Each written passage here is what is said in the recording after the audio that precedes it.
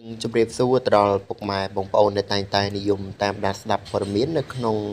បណ្ដាញសង្គម YouTube ជាទីមេត្រីបាទនៅក្នុងវេលាខណៈនេះដែរខ្ញុំមកលើកយកនៅអត្ថបទព័ត៌មានថ្មីមួយទៀតហើយដែលមានចំណងជើងថាហេតុការណ៍រង្គើដាវកន្លែងនៅភ្នំពេញនិងព្រះសីហនុមន្ត្រីជំនាញកម្ពុជាកំពុងប្រមូលព័ត៌មានសង្ស័យរងឥទ្ធិពលពីការរំជួយដីនៅមីយ៉ាន់ម៉ានិងថៃនៅរសៀលថ្ងៃទី28ខែមីនាឆ្នាំ2025នេះតាមរយៈគណៈកម្មាធិការជាតិគ្រប់គ្រងគ្រោះមហន្តរាយបានបញ្ជាក់ឲ្យបានដឹងថាមកទល់ពេលនេះគណៈកម្មាធិការជាតិកំពុងប្រមូលព័ត៌មានហេតុការណ៍រង្គើដាវកន្លែងនៅក្នុងប្រទេសកម្ពុជាដោយសង្ស័យជាឥទ្ធិពលមកពីការរំជួយដីកម្រិតធ្ងន់រហូតដល់ 7.7 វិកទ័រនៅទីក្រុងបាងកកប្រទេសថៃនិងប្រទេសមីយ៉ាន់ម៉ា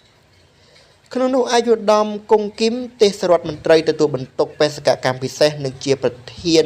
គណៈកម្មាធិការជាតិគ្រប់គ្រងគ្រោះមហន្តរាយបានថ្លែងប្រាប់បណ្ដាញព័ត៌មានក្នុងស្រុក Fresh News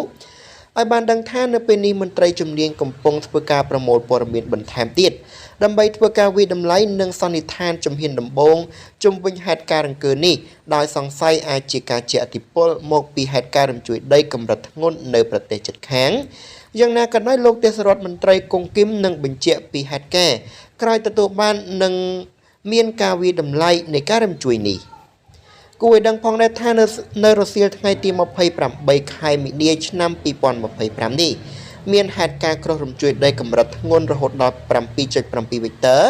បានវាយប្រហារចំតំបន់ភាគកណ្ដាលនៃប្រទេសមីយ៉ាន់ម៉ា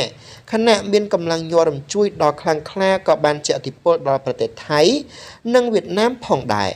សម្រាប់អត្ថបទនេះក៏មានតែប៉ុណ្ណឹងសូមអរគុណនិងសូមគោរពលា